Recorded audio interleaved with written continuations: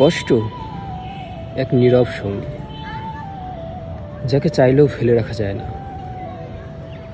হাজারো মানুষের ভিড়ে দাঁড়িয়ে থেকেও হৃদয়ে নিঃসঙ্গতা লোকানো যায় না। হাসি মুখের আড়ালে জমে থাকা অশ্রুগুলো একসময় নিজের কাছেই হারিয়ে যায়।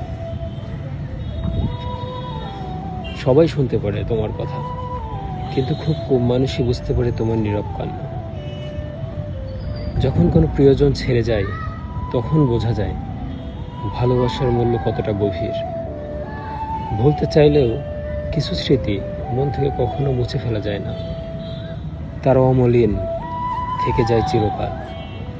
কষ্ট বদলে দেয় মানুষকে, হাসি মুখে আত্মাটা একদিন নীরব কান্নার কাছে আত্মসমর্পণ করে।